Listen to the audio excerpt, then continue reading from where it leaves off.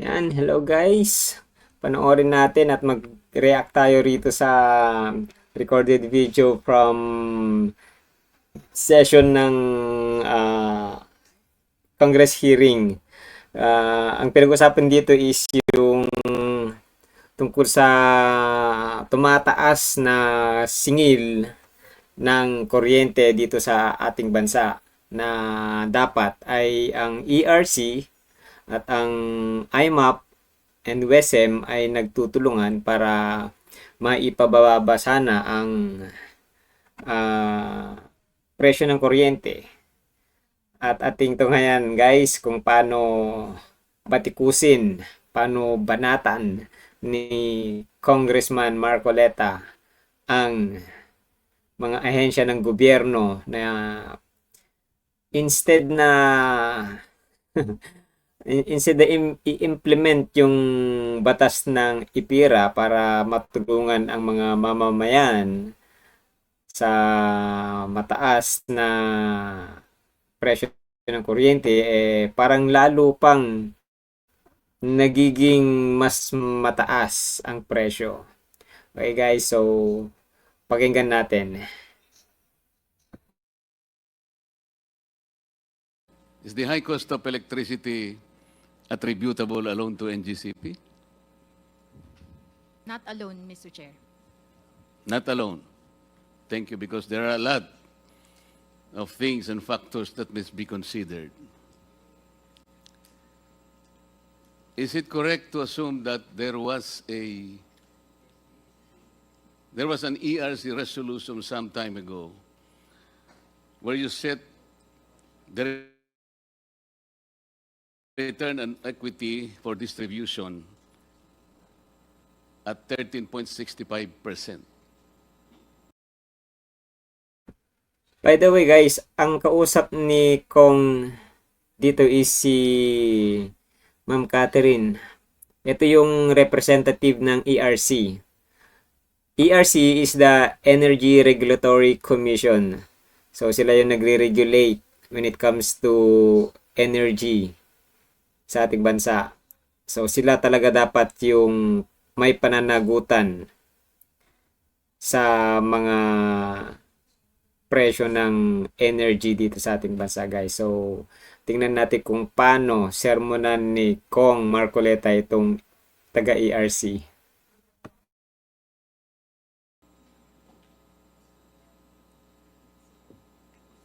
Mr. Chair, I do not recall that particular, because there's a different percentage governing the distribution utilities po. Suppose I show to you that particular resolution before this day ends, na 13.65%. What will be the penalty that you should owe this committee? Meron po eh. Huwag po nyo sabihin hindi. You set, nasa resolution po ninyo eh. 13.65%.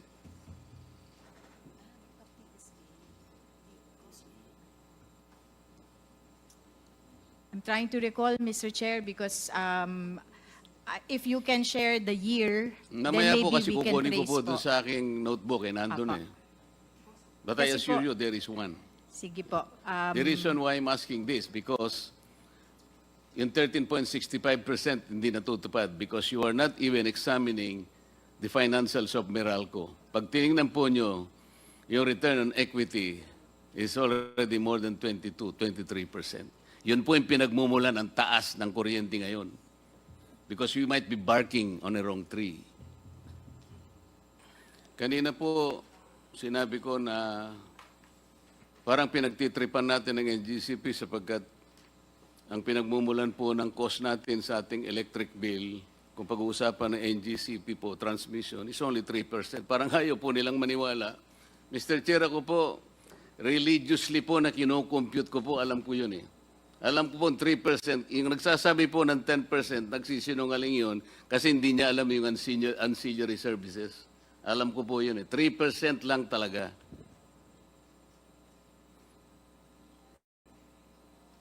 Madam ERC, may I continue with you, please? When you failed to provide regulatory reset for 2 regulatory periods, did it affect the operational cost of NGCP? Mr. Chair. I don't think so, Mr. Chair, because they were still able to declare dividends during those periods. That does not answer my question. They might have declared dividends, but I'm talking about operational cost. They might have absorbed the costs. Do you have an idea as to how much they lose or they lost? Mr. Chair, they would have filed losses, but since they had unrestricted retained earnings, and from those unrestricted retained earnings were able to declare dividends, I would understand that they were able to cover their costs during that period where there was no reset. So that is the kind of reasoning that you will give this committee. Kaya pala, kahit na mandatorily, kailangan kang gumawa ng regulatory reset, you are all taking your sweet time. Sapagkat alam ninyo, walang nawawala sa kanila. Is that your presumption, Madam? With all due respect, Mr. Chair, I beg to differ. This So commission you has... believe there is no cost on the part of No, NGCP? there is cost, Mr. That's Chair, why of I'm course. asking you, do you have an idea as to how much They filed- NGCP might have lost? No, Yun they lang did naman not file for losses, Mr. Chair. They filed for, I'm not asking you, ma'am, if they filed for losses. I I'm thought that asking was you the if you have an question, Mr. idea. Chair. If you have an idea, please say so. Kung wala, okay lang. wala po. Kasi po, ang final po nila ay increase in authorized revenue. or NGCP, do you allowable agree? revenue. Mr. Chair, with all due respect to Attorney Mona, what we filed for was correct, but that is because it represents an under-recovery on the part of NGCP. How much was the amount of under recovery? For, I think, our fourth regulatory period, we applied for an under-recovery of 200 billion pesos. 200 billion pesos. Yes, sir, because as you already mentioned, the last regulatory period approved, was conducted in, regulatory approval was conducted in 2009 for the period ending 2015. So beginning 2016 up to this date, the revenue scheme that we have been working on is interim in nature and no longer reflects the required capital expenditure needed for the continued development of the transmission system. What was your capex in 2014? Around 48 billion. You might want to review records. I'm asking 2014, madam. Let me go back, Mr. Chair, to my records. Huwag kang ninenervyos, ma'am. Wala namang nagko-contempt dito eh. Wala na si Congressman Paduano. Si Dan Fernandez hindi mahilig sa contempt yan.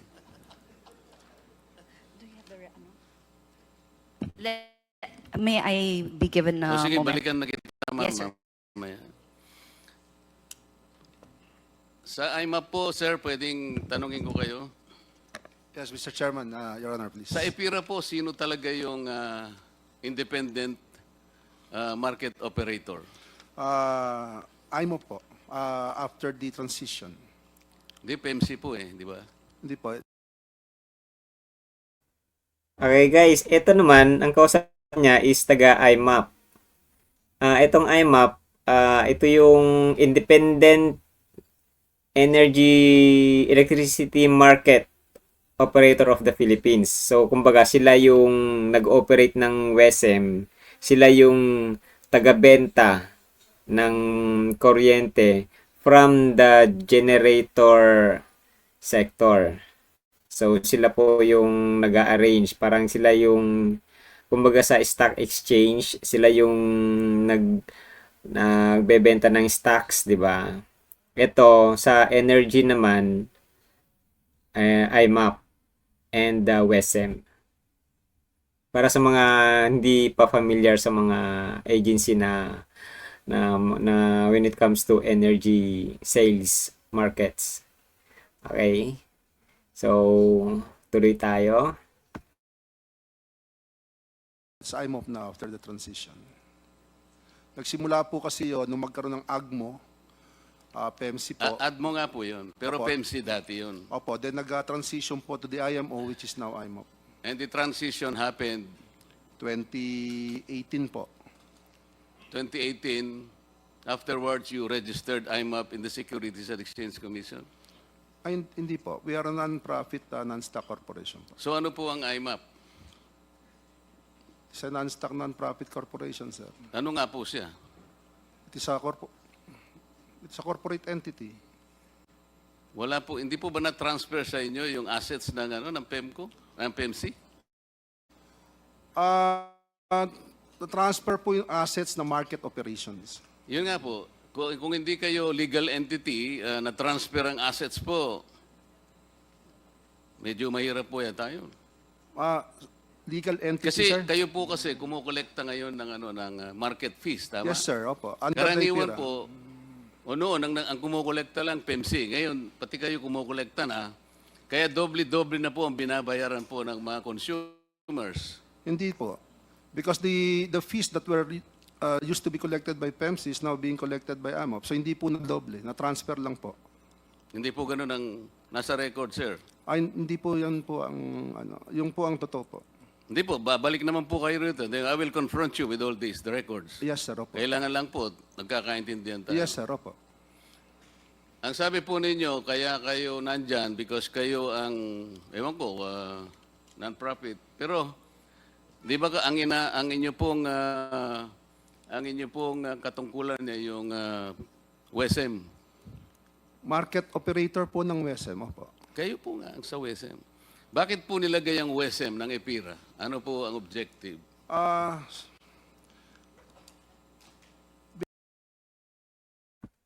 Okay guys, katulad ng sinasabi ko kanina, yung WESM, sila yung wholesale electricity spot market. So yun yung merkado kung saan nagbibidding ang mga generators, yung mga nagge-generate ng power para ibenta sa market. So, sila yon yung WESM. Okay.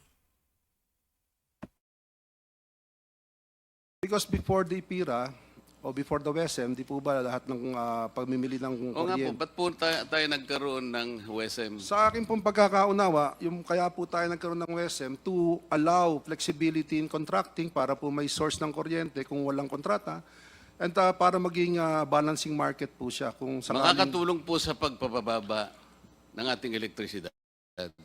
Opo. Pag binasa nyo po yung konteksto ng EPIRA. Opo, sir. Pero hindi po ganun na nangyayari. Meron po kayong pinakamataas, yung cap po ninyo is 32 pesos per kilowatt hour. Umaabot po tayo doon, tama o hindi? Meron lang po mga intervals na gano'n, pero on the average po, hindi po tayo nagte-32 Oo nga, pero pesos. umaabot po tayo doon. Ang ibig ko sabihin, dapat hindi po tayo maabot ng gano'n sapagkat mas mataas pa po kayo ng doble sa Meralco. Hindi po yun ang rational ng... Kasi po ang pinag-uusapan natin ngayon, kung paano natin ipabababa ang presyo ng kuryente, titingnan po natin lahat. Opo, sir. Yung 32 pesos po is the offer cap allowed by ERC in the meantime. Pero So imagine guys, can you imagine that? 32 pesos per kilowatt hour. Ang Meralco nasa 11 point something lang, di ba? Di ba? Eh dun sa IMAP or sa WESM, umaabot ng 32 pesos per kilowatt hour. Gaano kamahal ng kuryente rito sa Pilipinas? Which is ang ipinaglalaban ni Congressman Marcoleta, wag naman sanang umaabot sa ganun. Pero umaabot. 'Di ba? Sige, tuloy natin, guys. Present. ibig sabihin, hindi po dapat umabot doon. Kaya nga nandyan po kayo eh. Yes, sir. Hindi naman Sino po po yung nag-o-audit ng WESM? ERC po. Tama po. Anong pangalan po ng auditor? Yung iba-iba po yan eh. So yung pinakahuli po, Reyes Tacandong po yung auditor po Hindi na. po, ang sinasabi ko, Mr. Representative from IMAP, di po ba magbebenta yung yung generation company. Tapos ililista nyo. Yung po, sino yung nag-o-audit nun? Paano nyo may babato ng ganitong presyo? Yung mga ganon. Meron Hindi po, po ba sinusunod nyo ay algorithm lang? meron po tayong system, opo. Yun po, the system of algorithm. You may say that. Yun po ang problema natin kung sinong nag-o-audit ng algorithm, Madam ERC. Dapat po tingnan ninyo ito sapagkat dito po sumisirit ang presyo ng electricity. Panay NGCP na lang po kasi tinitingnan natin. Nakakahalata na po kami. So, yun ano, parang lumalabas na magkakutsaba itong ERC at saka IMAP or WESM sa pagbebenta ng napakataas na presyo ng kuryente. Parang ganun yung nagigets kung ano nangyayari sa punto ni Kong Marcoleta. Nailagay sa provision ng IPIRA ang pagkakaroon ng WESM para para mapababa ang presyo ng kuryente, pero kabaliktaran yung nangyayari. Di ba? Parang nagtutulungan tong ERC at saka WESM at saka IMAP. Nagtutulungan para lalong tumaas ang presyo ng kuryente. Grabe, no? Okay. Tuloy natin. ERC, ma'am, if we will have more connections that will become, or if we will have more communities that will become contestable markets, we will have the chance of lower electricity. Correct? Tama po, Mr. Chair. Ibig sabihin natin, palalaganapin natin yung retail competition and open access para Tama. bumaba po. Nandun po. Apo. If aggregations is maximized in communities, electricity will be further reduced. Tama Yes, po, ma'am. Mr. Chair. If we remove the 12% VAT in electricity, we can lower electricity further. Tama, ma'am. Immediately, Mr. Chair. Immediately and significantly. If we remove the excise tax in fuel, which feed the generation system, especially the backload, will certainly lower our electricity, madam. Tama. DOE. Yes, ma'am. Madam DOE, considering ang ating pong mga fuel ngayon are more or less imported, yung pong nagme-maintain ng ating base load, coal and petroleum, hindi natin mapapababa ang kuryente. LNG is also imported. Tama po? Yes, Mr. Chair. Okay. Last 1 minute of your 3-minute extension. Because we gave you the 3 minutes because you're the senior citizen. Madam DOE representative, if we remove the cross-ownership provision in the EPIRA, we can rationalize better the price of electricity eventually. Kasi mapipilitan silang bumili dun sa hindi nila kamag-anak o hindi nila kaibigan. Tama, ma'am?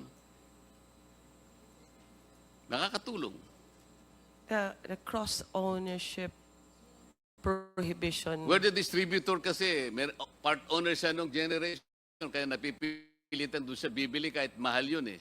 Pero kung walang cross-ownership, at palalaganapin natin yung competitive selection process as if it is open and public, bababa ang kuryente, ma'am. I assume. Oh, yes daw, Mr. Chair. Huh? Yan guys, no? So, napakalabo na ipa-implement ng ERC yung yung RCOA yung tawag doon? Retail competition open access or mayroon pag tinatawag basta yung na yon, napakalabong ipatupad ng ERC yun kasi palakasan yung ng ERC. Maraming mga Ewan ko lang kung gaano karami, no? Basta may mga power generation company dyan na nag-a-apply ng Certificate of Compliance sa ERC. Grabe, ang hirap. Ang hirap. Kahit pagre-renew na lang, hindi sila basta-basta namimigay ng Certificate of Compliance pa. Mukhang kung sino lang yung malakas sa kanila na kumpanya, yun, ang nabibigyan ng COC. So guys, sana masuportahan natin si Kong Marcoleta para sa Senado is may pagpatuloy niya ang gawain ito na naumpisahan niya sa Congress. Yung IPIRA, guys, yung IPIRA na yon is sina Kong Marcoleta ang author nun. Ewan ko lang kung sino-sino yung mga kasama niyang Congress doon. Yun yung IPIRA, yun yung batas para may pababa yung presyo ng kuryente. Yan. So alam ko hindi pababayaan ni Kong Marcoleta yung pagpapatupad ng IPIRA para sa ating mga consumers. So sana may pagpatuloy ni Kong Marcoleta again sa Senado. Vote Marcoleta sa Senado, guys. Yun lang. Thank you, guys. Until the next one. Thank you. Kung di ka pa nakapag-subscribe, please subscribe naman dyan. Until the next one. Bye-bye.